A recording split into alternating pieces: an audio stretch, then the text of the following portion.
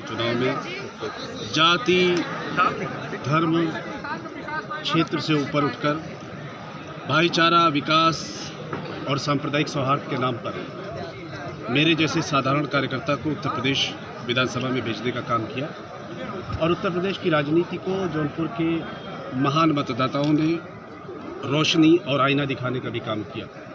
पिछले विधानसभा के चुनाव में भी कांग्रेस पार्टी के प्रत्याशी को 78,000 के आसपास मत मिला था और कांग्रेस पार्टी पुनः पूरी ऊर्जा, पूरे जोश खरोश के साथ सदर विधानसभा क्षेत्र तथा अन्य विधानसभा क्षेत्रों में भी मजबूती के साथ लड़ाई लड़ेगी। हमारी ये अपेक्षा है कि जौनपुर का समझदार, जागरूक और बुद्धिजीवी मतदाता श्रीमती सोनिया गांधी, श्री राहुल गांधी और श्रीमती प्रियंका गांधी के नेतृत्व में चलाए गए जन आंदोलन के पक्ष में मतदान करने का काम करेगा। जाति, धर्म, संप्रदाय से ऊपर उठकर मतदान करेगा।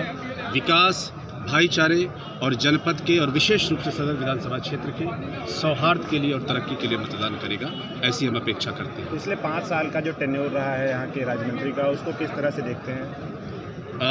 मुझे ऐसा लगता है कि व्यक्तिगत टीका टिप्पणी करना ठीक नहीं है राजनीति में, लेकिन डेवलपमेंट के स्तर पर जिस तरह की निराशा जौनपुर शहर में दिखाई देती है, जिस तरह से रोष लोगों में दिखाई देता है, वह न केवल किसी व्यक्ति विशेष का बल्कि पूरी सरकार के खिलाफ एक वातावरण खड़ा करता है। और हमें उम्मीद है कि जनता सबसे निष्पक्ष है, उसका जनादेश सबसे बेहतर होता है और जिस तरह का माहौल ज़मीन पर दिखाई दे रहा है वो इस बात की तरफ साफ इशारा करता है कि भारतीय जनता पार्टी और उनके ज़िले और प्रदेश के नेतृत्व के खिलाफ पूरे प्रदेश में, जनपद में और विशेष रूप से विधानसभा क्षेत्र में माहौल है। जनता ये भी कहती है कि नदीम जावेद सिर्फ बोलने और पोस्टर नजर आते हैं, चुनाव के समय जमीन पे आ जाते हैं। नदीम जावेद एक राजनीतिक कार्यकर्ता है। नदीम जावेद पिछले 25 वर्षों से NSUI जो कांग्रेस की छात्र शाखा है, युवा कांग्रेस जो दुनिया का सबसे बड़ा छात्रों का संगठन है, तथा अन्य संगठनों के माध्यम से राजनीतिक कार्यकर्ता के रूप में जनपद जौनपुर में और पूरे देश में काम करते हैं।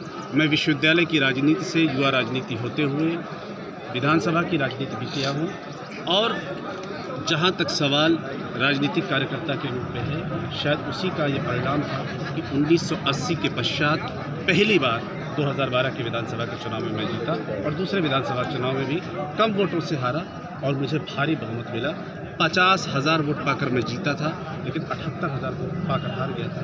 यही लोकतंत्र की खूबसूरती है। का टिकट आपको काट में मिला है, इस बार क्या? देखिए, मैंने जैसा आपसे निवेदन किया कि कांग्रेस पार्टी का एक ढांचा है, एक स्ट्रक्चर है, न कोई किसी की टिकट काटता है और न कोई किसी की टिकट करता है। कांग्रेस पार्टी के शीर्षस्थ नेतृत्व की तरफ से जो भी आदेश होता है उसका पालन नदीम जावेद हों, देवव्रत मिश्रा हों, फैसल हसन तबरेज़ हों, लालजी चौहान हों या जो भी कार्यकर्ता है वो करता है। कांग्रेस नेतृत्व की तरफ से श्री फैसल हसन तबरेज़ जी को पहले प्रत्याशी बनाया गया था। किन्हीं कारणों के चलते, चूँकि उनके पास संगठन की भी जिम्मेदारी है, उनको ये कहा गया कि वो संगठन का काम देखेंगे और मुझको ये आदेशित किया गया नेतृत्व की तरफ से कि आपको सदर विधानसभा क्षेत्र से चुनाव लड़ना है। पार्टी का एक समर्पित कार्यकर्ता होने के नाते नेतृत्व का जो भी आदेश होता है उसका पालन मैं समय समय पर करता रहा हूँ और नेतृत्व के आदेश का पालन करते हुए, चूँकि उन्होंने ये कहा है कि आप सदर विधानसभा क्षेत्र से प्रत्याशी होंगे, श्रीमती प्रियंका गांधी जी की तरफ से लेटर आया है, उस लेटर को लेकर मैंने सबमिट किया है अपना ID फॉर्म और इसलिए मैं अभी अरशद खान जी ने अपना नामांकन किया है। उन्होंने कहा कि नदीम जावेद अगर इस बार आ रहे हैं तो अपनी राजनीतिक आत्महत्या कराएंगे। देखिए, अरशद खान साहब क्या कह रहे हैं और क्या नहीं कह रहे हैं ये तो उनकी समझदारी है। मैं उस पर कोई व्यक्तिगत टिप्पणी में मेरा विश्वास नहीं है। ये उनका विवेक है कि उन्होंने मेरे बारे में क्या कहा। मैं केवल एक बात कहना चाहता हूँ कि कांग्रेस पार्टी का एक समर्पित कार्यकर्ता होने के नाते जो भी कांग्रेस नेतृत्व की तरफ से मुझे जिम्मेदारी मिलेगी, मैं पूरा प्रयास करूंगा कि उस जिम्मेदारी का निर्वहन जिम्मेदारी पूर्वक करूं।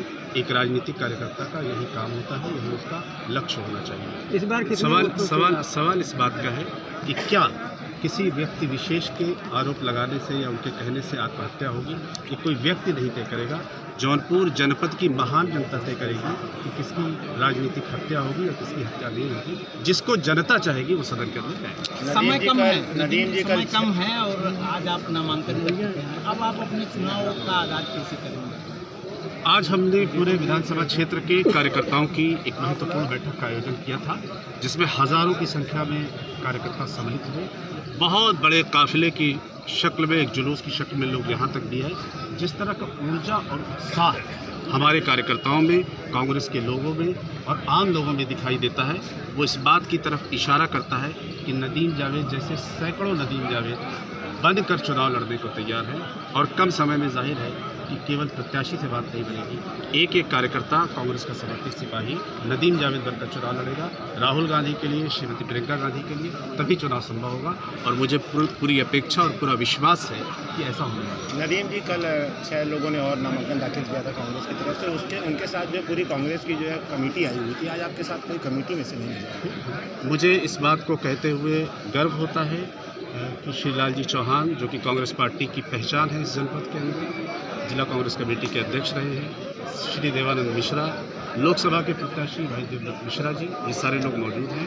शहर कांग्रेस कमेटी के अध्यक्ष के घर में चूँकि उनको पुत्र की प्राप्ति हुई है, तो वो बनारस में हैं। और हमारे जिला कांग्रेस कमेटी के अध्यक्ष से चर्चा हुई है, वो और क्षेत्र के प्रत्याशियों के लिए काम कर रहे हैं। 1-2 दिन में वो भी हमारे कार्यक्रम में सम्मिलित होंगे। नदीम जावेद कितने वोट से क्या सोच? देखिए, ऐसा है, मैं कोई बेजान दारू वाला नहीं हूँ कि भविष्य बताऊँ। चुनाव लड़ने का काम करूँगा और मुझे पूरा विश्वास है नदीम जावेद पूरे जनपद की महान जनता कांग्रेस पार्टी के पक्ष में मतदान करने का काम करेगी। नदीम जावेद जी, इस पर चुनावी मुद्दाएं क्या होंगी? चुनावी मुद्दा मूल रूप से जो भारतीय जनता पार्टी का 5 सालों का जो विमर्श रहा है, जी, जिस तरह से उन्होंने सरकार चलाने का काम किया है, रोजगार का सवाल हो, बेकारी का सवाल हो, या महिलाओं के खिलाफ अपराध का सवाल हो, सरकार में जिस तरह से अपराधी सत्ता में शामिल हैं उनका सवाल है, ये सारे महत्वपूर्ण सवाल हैं जो हम जनता के बीच में ले जाएंगे। विधायक जी, आप अपनी लड़ाई किसे मानते हैं? साथ ही हम ये प्रयास करेंगे कि एक अल्टरनेट विपक्ष किस तरह का हो सकता है, या अल्टरनेट हम अगर सत्ता में आते हैं तो किस तरह की बात करेंगे, उस तरह से भी हम काम करने का प्रयास करते हैं। और हमारा ये पूरा विश्वास है कि उत्तर प्रदेश की महान जनता क्षेत्र, धर्म और जाति से ऊपर उठकर इस बार मतदान करेगी। 80 और 20 ये चुनावी जुमले हैं और ये चुनावी जुमले ही साबित होंगे। एक रेट था जिसके लिए आपने धन आवंटित किया, सूचना लगी उस दिन। मुझे स्मरण है कि जिनकी तरफ आप इशारा कर रहे हैं वो शहीद राजेश सिंह जी थे, और उनकी जब शहादत हुई थी तो मैं विधायक था। मैंने उनके लिए सम्मान द्वार के लिए पैसा भी दिया था विधायक निधि से, और मैंने ये कहा कि 1 साल की जो तनख्वाह हो वो मैं उनके घर के लोगों को दूँगा, वो दिया था।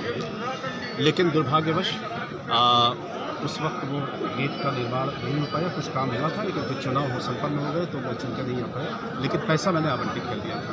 फिर मैंने ये सुना कि, और देखा भी बाद में, कि वर्तमान जो यहाँ का नेतृत्व है भारतीय जनता पार्टी का, जो विधायक थे, उन्होंने उस गेट को जो मेरे पैसे से था उसको बनवाया, और न केवल बनवाया बल्कि उस पर अपनी शिलापट्टी लगाने का काम किया। मैं समझता हूँ कि शहीदों का अपमान करके उनके परिवार को तकलीफ देकर अपनी राजनीति करना, इससे ज़्यादा तकलीफ है।